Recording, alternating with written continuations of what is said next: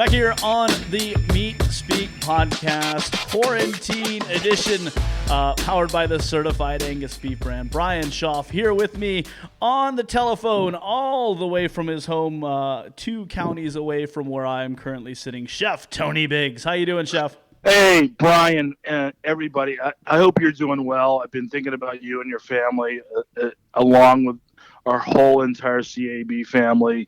I just hope everybody's good, and we're be able to weather this really unique storm. Yeah, well said. Our thoughts and prayers are certainly with all the folks who are struggling to weather this. But it seems like every time that you turn the news on or you read the newspapers, there's one common theme. And I thought, to break up some of the monotony, let's get as far away from that topic as possible today, both figuratively in a topic standpoint, but also literally. We're going to talk about some of the strangest places that you've cooked at, that people have cooked at. We're talking the most remote areas. Obviously, everybody in all corners of the planet eats, right? And there are chefs, right? Anywhere there are people eating, there are chefs, there are cooks, there are people preparing that food. Chef, you are one that I like to tell people. I think Chef Tony's actually like 160 years old because you've had so many experiences as you've gone. One of the ones that initially stuck out to me was you cooked on an oil rig in the North Sea, correct?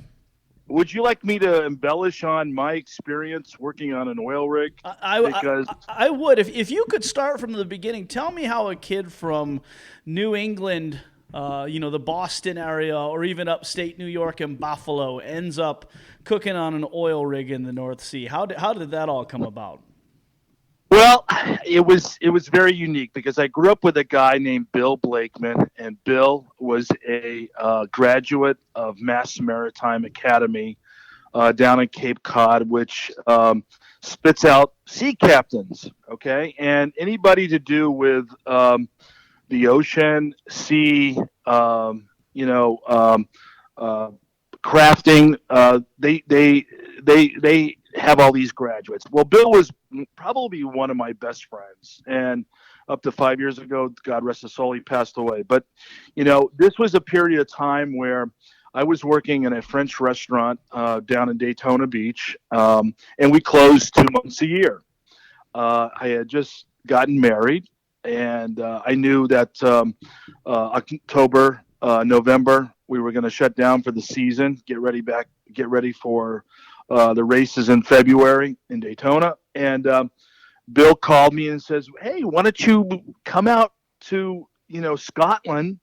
And we hadn't had a honeymoon, and why don't you come out and stay with us? We have I share, Bill shares this house with 6 other oil riggers, and I spoke to my wife, and she said, "Let's do it. We haven't had a honeymoon. We could stay there. We could, stay there for a week or 2 weeks or whatever it takes." So we got on a plane and we went to Aberdeen, Scotland.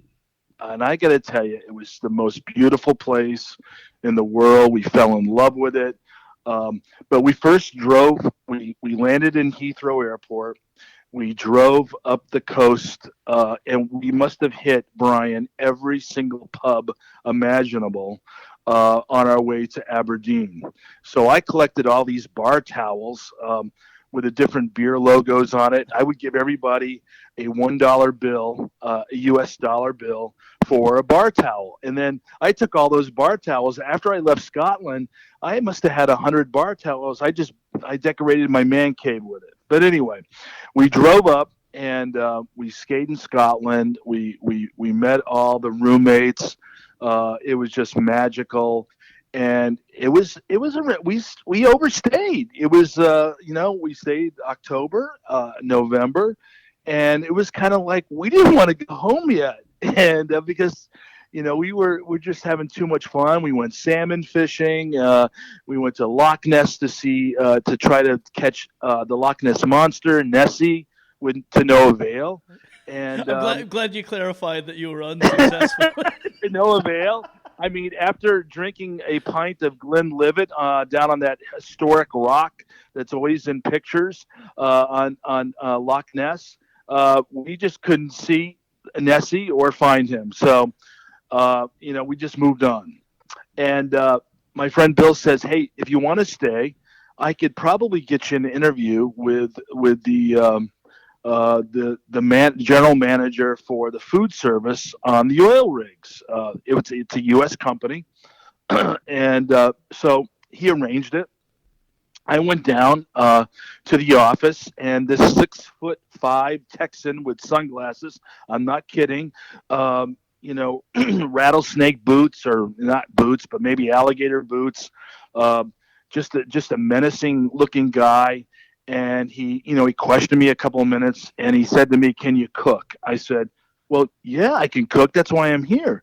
He said to me, "Be down at the airport Monday morning. You're going on SEPCO 704." I said, "Oh, okay, all right." So back then I was a young, kind of, I was a young lad. I just went along for the ride. And on Monday morning, I got on the plane with four other guys, and we sought out for uh, SEPCO 704, the oil rig. But we had to change planes in Stavanger, Norway. So can you imagine going from Aberdeen to Stavanger, Norway, and you're seeing the fjords, you're seeing Russian submarines going in and out of the fjords, and if you've never been to Norway, it is just absolutely from the sky, it's just beautiful. So we get to Stavanger, Norway, and we don't take another plane; we take a helicopter, and so there's about 12 of us from all different parts of the world on this helicopter. People from Canada, guys from Norway, guys from England, myself, Scotland, and we're all on this. This is kind of like going to work on a bus, but you're in a helicopter. So we cruise up the coast of Norway, going over icebergs. I felt like I was in a Godzilla movie with King Kong. Godzilla. He just break open the iceberg and start do his thing. So I was like, wow, this was what I was imagining. And I was like, on the helicopter, I was like, wow, this is kind of like, what am I doing? Like, what am I doing moment? Do I have to be crazy here? I mean, because I was going to go on for 2 weeks, and that's it. 2 weeks on and 2 weeks off the rig. And so, when the helicopter reached the oil rig, we landed, and you kind of look around and you go, where in the hell am I? I'm in the North Sea near the Arctic Circle with icebergs around me, with people I don't know, and I'm going to cook for them. And it was like, what? Was I nuts? Was I insane to take this job? Really, really, I felt like this because, I got on the rig, and it was like, you're on this rig, and there's no fanfare, there's no red carpet treatment, it's like, here's where you work, we'll see you in the morning, and here's where you sleep, and we'll see you in the morning. And guess what? No drinking, no drugs, no extracurricular activity, or you're absolutely off this rig in a New York minute. That's the rules, Yeah. right? I mean, so it's like, whoa. And then, so I found my quarters. I had a roommate. I learned so much about. You're a musician, Brian. I love music. I learned so much about the British rock and pop scene, and they introduced me to music that was just like, oh wow, this is incredible. I love this. But anyway, my first shift, I remember going down to the galley, and my shift was 8 at night, 8 o'clock. Show up at 8 o'clock at night, and I worked till 8 o'clock the next morning. So my responsibility was the midnight meal, okay, for the riggers, the oil guys, and then I would do the breakfast the next morning, okay. and my counterpart, there was no training. It was like, because I just showed up at 8 o'clock, and he gave me 30 minutes of his time, and he said, we need an entree, we need this, we need that, we need a dessert, we need this, and we'll see you at 8 o'clock. It was it. That was my training. All right. Yeah. Right. And so, and here's the cooler, and you're going to cook for 50 guys. 50. Okay. 50 for, you're going to cook for 50 at the midnight meal, and you can cook for breakfast. I go, well, what do I cook? Is there a menu? He goes, no, do whatever you want to do. I said, really? Okay. Wow. Okay. So, the first midnight meal was mine, and I can remember pulling out American steaks. We had a freezer, and it was just packed with food, and it was really good food. It wasn't, pulling stuff. Yeah, it wasn't. It wasn't TV dinners, or it wasn't already prepared. I think I did a steak, strip steaks with baked potato. It was very simple, broccoli, trying to get my feet on the ground. You know what I mean, Yeah. right? So it wasn't like this gourmet thing. And then the next morning, breakfast came, and I made oatmeal, and I did eggs, and I did pancakes, and I did some nice stuff. And then I got to meet, like, oh, you're the new guy, right? So you had all these, different nationalities, Americans, Canadians, Norwegians, and we had a little dining room, that looked into the kitchen. So it was kind of like a chef's table, where they knew who was cooking for them. They knew their chef.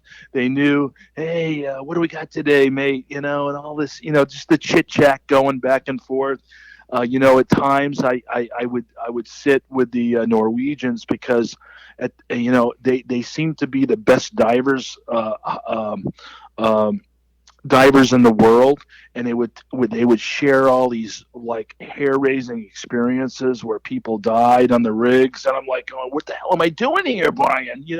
I mean, are you serious? I mean, it was just incredible, like, talking to these guys.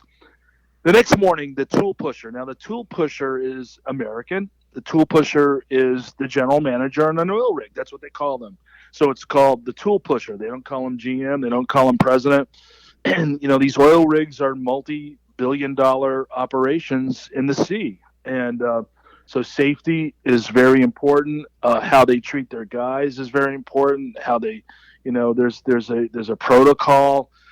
Everybody's got to be on their best behavior. No fighting, no nothing, no drinking. And he calls me to his office, and he was this first time, and I'm like going, oh my God, I'm going to the tool pusher's office.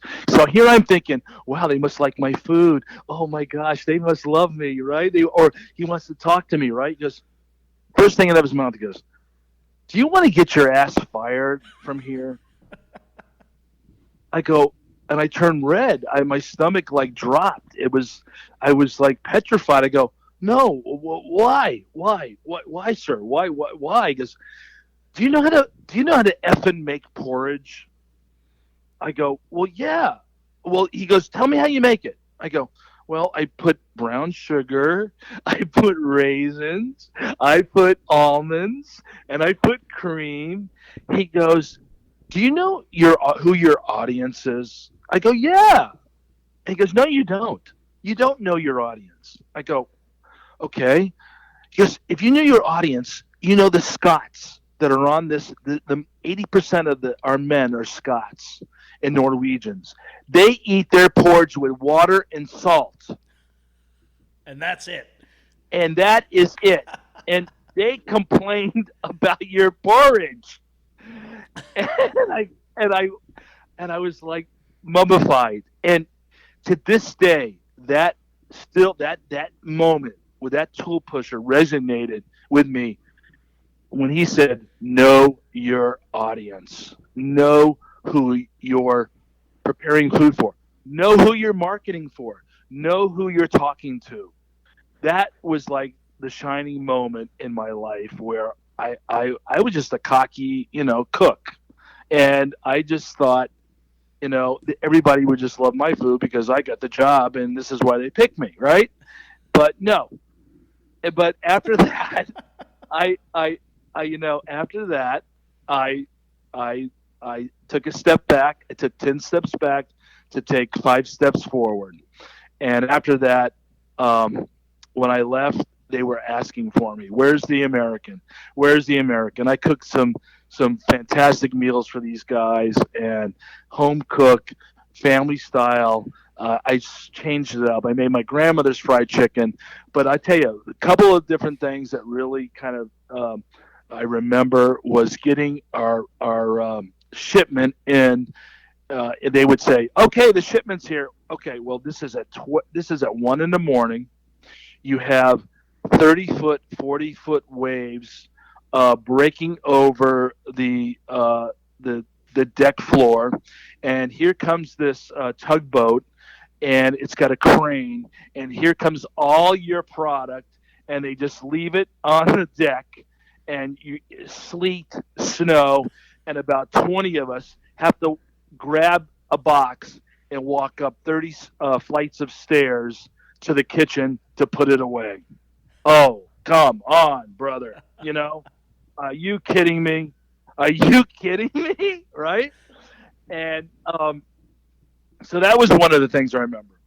Another thing I remember is one of the oil riggers comes in one day, and he's got his thumb covered up, and he has such a heavy Scottish brogue, that I was trying to understand what he was asking me, and he was saying, "Do you have an adhesive strip?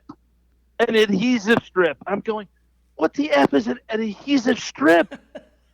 Well, it's a Band-Aid. We call them Band-Aids, right? And that's just what he wanted, and I didn't know what he wanted, right? And as blood is like Yellowstone National Park just popping out. I go, "Buddy, you need more than an adhesive strip, all right?" So I wrapped it up with a kitchen towel, and he goes, "Thanks, mate." And then he left, and he almost had his thumb chopped off up on the oil rig deck. So that was one of the experiences I remember.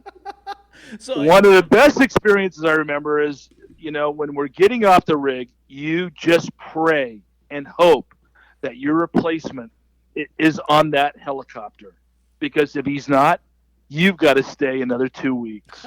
Okay. And I learned this like the minute I was supposed to get on the helicopter. I don't know if they were messing with me. They're going, "Tony, if your guy doesn't come, you gotta stay here another 2 weeks, right?" I'm going, "You gotta be kidding me. You got to be kidding me. No way. Right? And so I was having this anxiety attack. Well, luckily, while I was there, like the year and a half I was there on the rig, my replacement always showed up. So now we get off the rig, and now I've made a lot of good buddies, British and Scotch and Norwegians and Americans, and their wives aren't there to pick them up at the airport. No, they grab me, and we go to the pub across the street from the airport. And I tell you, I've never drank so much Glenlivet and Glenmorangie in my life. Okay, and then about an hour, 2 hours later, here come all the wives in the cars, picking up their husbands off the floor of the pub, and then we go home. And then I don't see them for another 2 weeks. It's glamorous. That was my story on the Orig. I tell you, probably left a few things out, but it was the most interesting place where I cooked. Because there's another thing, like when the seas were really heavy and really fierce and they were angry, I could be in the kitchen going back and forth, walking this way, walking that way, walking this way. Oh my God, is the souffle going to drop because the oil rig is moving? These were the things that I was petrified. So I hope everybody enjoyed that story of Sepco 704. And if you're taking notes at home, and our good friend Simon Brune from Dundee, Scotland, may be listening, if you're cooking for a Scot, make sure you include salt and water in your porridge. Yes. And adhesive strips or Band-Aids. Now, this was in the 70s, so they probably graduated. I'm probably talking to a different style of Scott now, where they do have the cream, the brown sugar, the raisins. I wasn't crazy back then. You were just ahead of the curve. Chef, we are going to change gears and take a break, and we are going to come back with an interview with our good friend Anthony DiBernardo from Swig and Swine Barbecue down in Charleston, South Carolina. Anthony is going to talk barbecue, but more to the point in terms of what we're discussing today. Anthony has a naval background, and he actually would cook on a submarine that would be underwater for months at a time. So stick around, Chef. You and I will come back and put a bow on this. And we appreciate you taking time to listen to the Meat Speak podcast, powered by the certified Angus beef brand.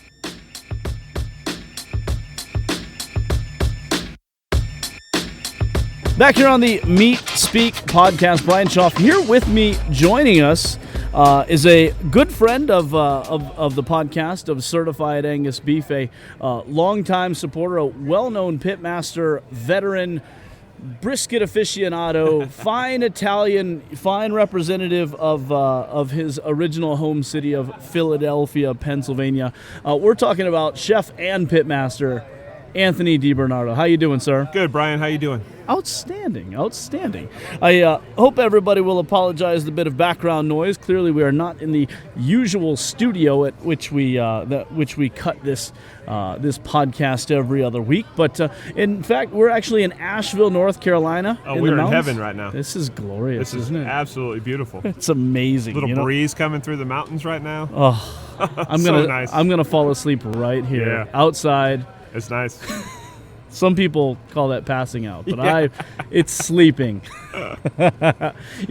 Anthony, we wanted to talk to you specifically on this episode as we really look to commemorate Veterans Day, right? And you're somebody who obviously is well known across the country in the food world for what you do at Swig and Swine. To your tagline, horrifying vegetarian since 2013, 3 locations, correct? Correct. But who you are goes much deeper than what you do in the restaurants, and particularly your past as a veteran in the Navy, correct? Yes. Yeah, so can you tell us a little bit about that, how you got into the Navy, and really how what you did in the Navy ties into cooking?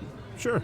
So, just like any young man, I was getting ready to finish up high school, and I wasn't quite set on college. I wasn't the best student in the world, so I had always had military service in the back of my mind. My father was in the Navy. His brother served in the Army. So right before my senior year of high school started, I joined the Navy. I did what they called the delayed enlistment program. So I was enlisted. I finished high school. 2 weeks after high school, I left. I reported to San Diego for basic training. I wanted to cook. That's all I've ever done. So in the military, my goal was to cook.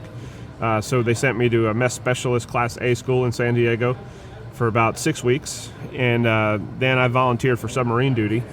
And then I got sent to New London, Connecticut, or Groton, Connecticut. And I did 6 weeks of submarine school there. No kidding. So, and would you cook on the submarines then? Yes. Tell me about that. I mean, because when submarines go underwater, it's not just like your 30-minute tour, right? No. So my longest time submerged, if you can put it in perspective, was 4 months and 16 days. Holy cow. Without ever seeing the light of day. Right, with no light. So I cooked for a crew of 130. We did 4 meals a day. We did breakfast, lunch, dinner, and then we did a midnight meal for the guys coming off watch. My kitchen, I'm rather large. I'm 6'5". I was a lot skinnier back then, though. I was actually half of what I am now. I'm about 300 pounds now. I was 150 then. But my kitchen was 10 foot by 8 foot with an island down the middle. I had 4 electric burners. I had an electric oven. I had a 3-gallon electric kettle, a 20-quart Hobart mixer that stood on the floor, and I had a little 15-pound fryer and a 24-inch flat-top griddle. And that was it. We did, for anything longer than 3 months, we would turn our refrigerator into a freezer, and our torpedo tubes became our refrigerator. So we'd stock all your fruits and vegetables and eggs and into torpedo tubes, and you just kind of eat your way through. Holy cow. So you're on a submarine for 4 months. I mean, you're feeding that many people in a kitchen, and it doesn't sound like, I mean, you can hardly walk in because it's so jam-packed with Right. things. What are you cooking for people? You name it, man. I said, the thing about submarine duty, the only thing to look forward to is a meal. And that's, even to this day. I mean, you're down there, there's some movies, but really the only thing that we were responsible for morale. And, it took a very short time to understand that. And then once you embrace that, you were successful. Yeah. Because you were, if you were grumpy all day long, it reflected in your food, and then everybody else is grumpy. Yeah. So you took it upon yourself to kind of be the cheerleader, do the best you could with the food, make everybody happy, and just give them something to look forward to. Yeah. But we would do, we'd have boneless prime ribs, and we'd steak them out, and we'd start them on the flat top and finish them in the oven. We would do lobster tails. We'd do Swiss steak. I mean, you name it. We did midnight meal was normally pizza. Yeah. We'd make dough, and we did all the baking ourselves too. So it was. I'll tell everybody to this day that those 4 years really solidified me as a cook. Yeah. It really did. There's nothing that comes into my wheelhouse today that I can't handle. Yeah. And there's nothing in the day-to-day business that stresses me out because of that experience. Yeah.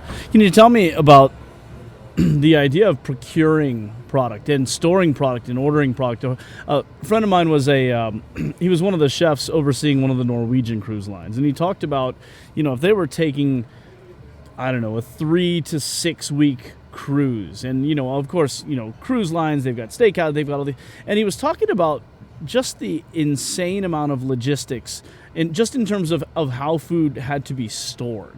I would imagine you guys probably went through a lot of the same things on the submarine, yeah? Yeah, so we loaded out according to menu. So we had a 6-week rotating menu. Mm-hmm. And then so when we knew we were leaving, we would order accordingly.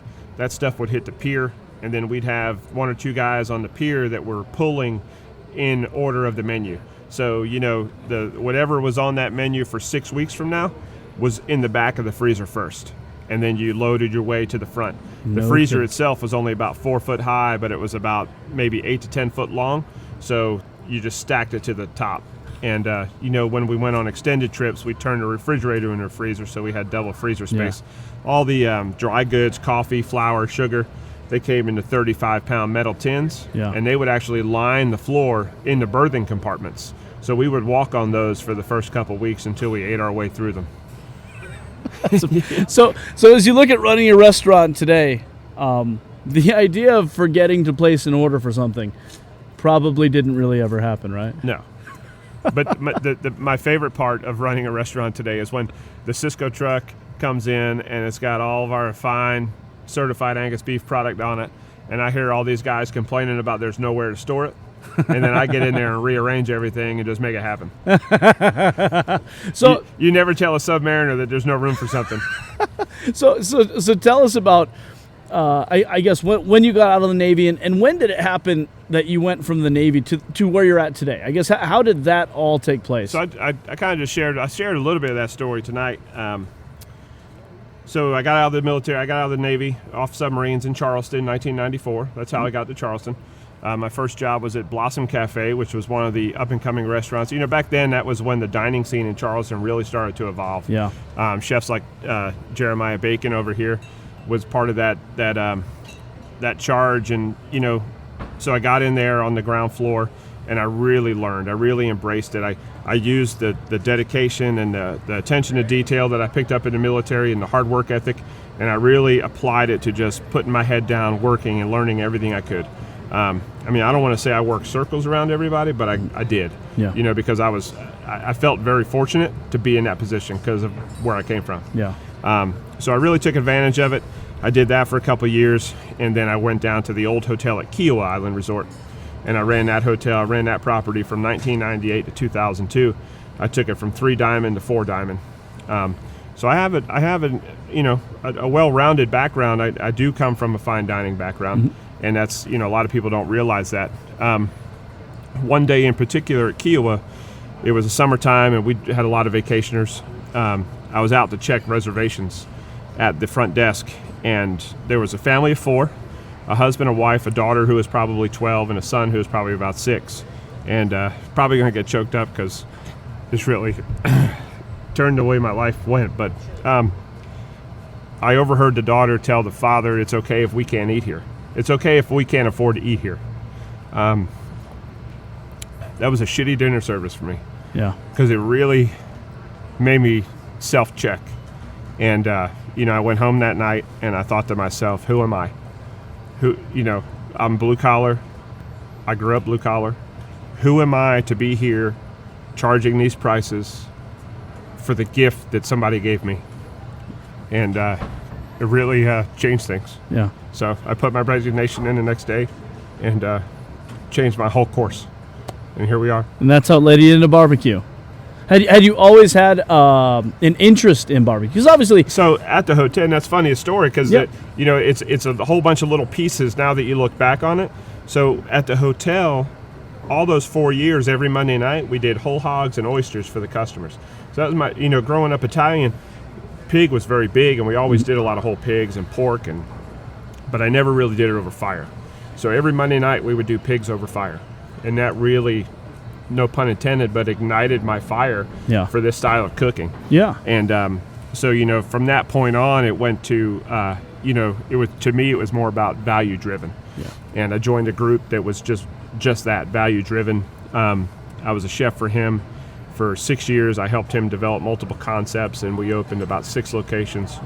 Then I went with another group, became an operating partner. They got bought out in 2013, and I was at that next level of life-changing decisions. Keep doing this for somebody else or do it for myself. And that was when the idea for, the wheels for Swig and Swine had been born about 2 years prior to that, and I had started my own little catering on the side. So this was my chance to really take the leap and just cash it all in and try it. Yeah. So, and here we are. Here we are.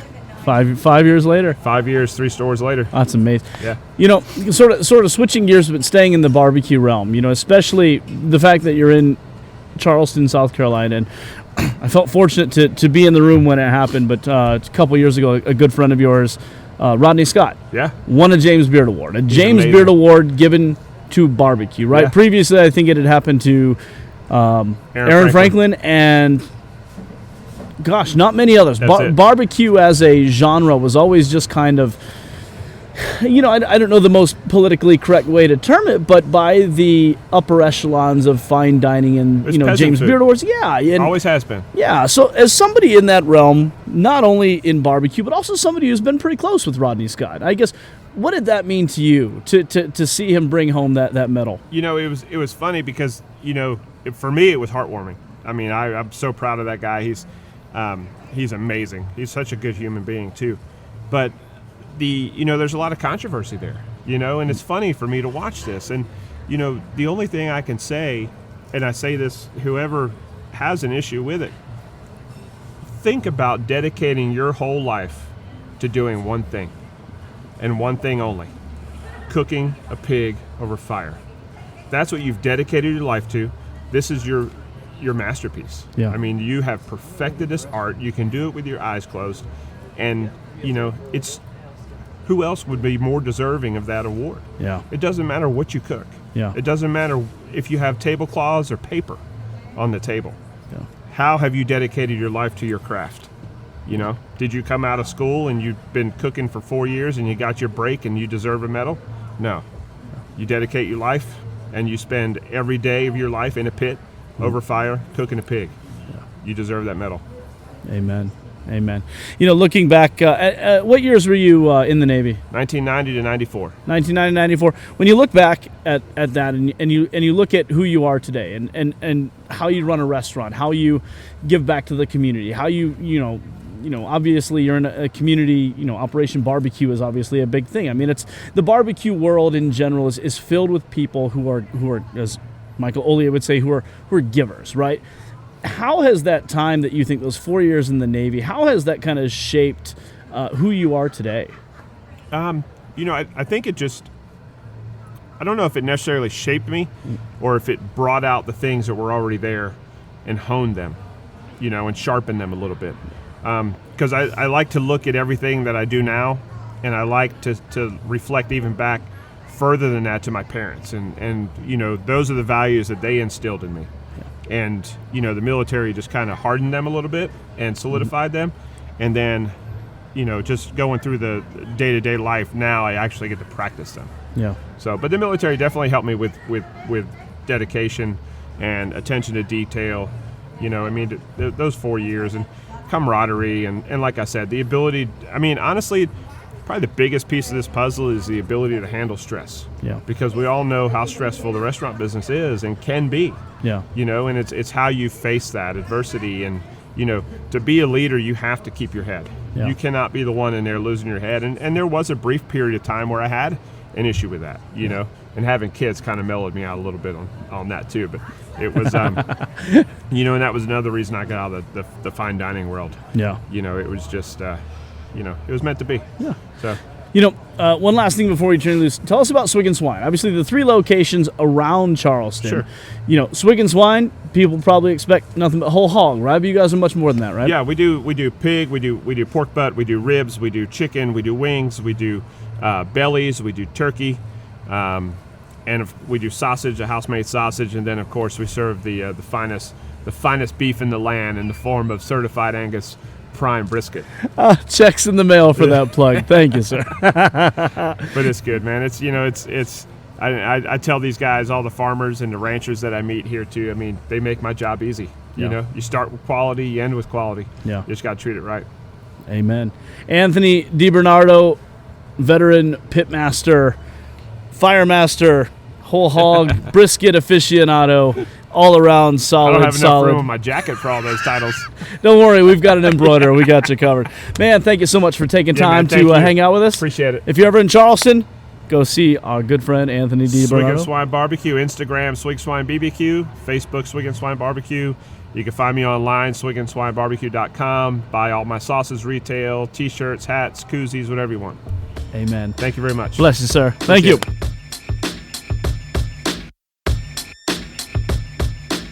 All right, back here on the Meat Speak podcast, powered by the certified Angus beef brand. Brian Schaaf, Chef Tony Biggs here. Chef, that was fantastic time we spent with Mr. DiBernardo. One of the things that really stuck out to me was the logistics that went into how they would have to load food and the types of food that they would be cooking. Can you talk a little bit about? You mentioned knowing your audience. What were some of those dishes that you cooked that you had in mind, knowing that you were cooking for a bunch of Vikings, if you really want to boil it down? Yeah, right. So like I said before in our opening, a tugboat would come at 1 a.m. The waves could be crashing,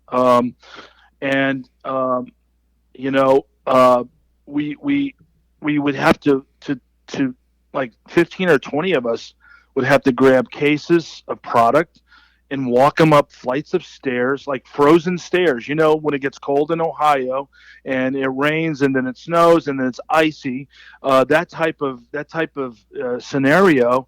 And you're doing that for like an hour, freezing with a jacket on in the North Sea, Arctic Circle. You just can't wait to, put this stuff away. So once we got it up into the kitchen and to the walk-in cooler, we're just chucking it in the cooler, man. We're not going to – I'm freezing already, right? Now you want me to go into a walk-in cooler, right, and separate the boxes? No, chuck it in there. I'll get it tomorrow when I defrost, okay, when I defrost. And that food is going to be fine. And so the next day we would, if I saw Fin and Hattie is like a smoked haddock that is cooked in milk and butter. And so that would be like a really favorite with like mashed potatoes with sauteed leeks. That's kind of a British dish. Sausages, bangers and mash, like sausages from Great Britain, mashed potatoes, some roasted tomatoes for breakfast, and fried eggs would be another. Definitely lamb. There would be Sunday I would do lamb stew, Some days I would do a rack of lamb. I would do a leg of lamb, and then a beautiful gravy with it, mint sauce with mint jelly, a little bit of fresh mint. Of course, there's no alcohol, so anytime you want to cook with alcohol, that was out. So you really had to be creative in your dishes. I would make some, American desserts like I would make like a coconut cream pie, lemon meringue pie. I would do a lot of pies and cakes. Nothing really fancy, but they were fresh. They were homemade. And these oil riggers could just tell, and they would throw things out at me like, "Hey, chef, we're from Norway. Could you make a beet salad or borscht? Could you do that with a little bit of crema on top?" Borscht is like a beet soup. And so, yeah, sure, why not? I can do it. So they would throw things at me. Some mornings I would do crepe Suzette, with orange sauce, orange rind, and then just that would be kind of like breakfast. That would be one of the breakfast items we did. So we were very fortunate to not really have a food cost because you had to keep these guys happy. But there's one thing I want to tell you that I missed in the first segment. Okay. Do we have time? Do we have time? One more. Okay. So when we got off the oil rig, they scheduled a survival course for us. Okay. So we had to go through these 4 or 5 different scenario survivals. Okay. One was we would go out to this house. The fire department, the Aberdeen Fire Department would be there. They would set it on fire, and then we'd have to go in and get a 350-pound sack of sand out of there with the supervision of the fire department. So that was kind of cool, going in there, choking like on smoke, and then pulling out a 350-pound sack of sand, right? Okay. That was like to immolate a body, right? Yes. Okay. But my favorite one was, if you look at these cruise ships or oil or like container ships, they looks like on the side of the ship is so big, it has this orange looking pill. Looks like a Tylenol pill. You know what I'm talking about, Brian? It's little orange. Yep. It's on the side, right? Well, that is a survival boat. Did you know that? That's a survival boat. It fits about 10 folks in it, from head to toe. So you're on the bottom. Somebody climbs up, and the footstool is right above your head, so somebody's on top of you, and this thing just can turn around in the water like a top. Can you picture that? Yeah. So we went out in this. It was a brutal day in the North Sea, and some of my comrades, because it was spinning so much and turning, and it was just going everywhere. Can you imagine what happened, Brian? I think I'm getting a little queasy just listening. You're getting queasy, seasick, and puking, and guess what? That is just what that's a domino effect, right? On my head, all over the place. It was just a terrible feeling, and I'll leave you at that. But it was exciting times when you talk about it and you just kind of reminisce. That's amazing, Chef. It's not all so glamorous, huh? The novelty wears off when you get on the rig. You're on a tilt-a-whirl in the North Sea. It's great. Chef, on that note, I believe it is the witching hour, so we're going to go ahead and put a wrap on this. If this is your first time listening to the Meat Speak podcast powered by the Certified Angus Beef brand, please know that you can catch us across all of your major podcasting platforms, or also simply by visiting certifiedangusbeef.com/podcast, and you'll see our faces there. Chef, hope love you, brother. Stay safe in quarantine, my friend. Okay, buddy. Later. See ya.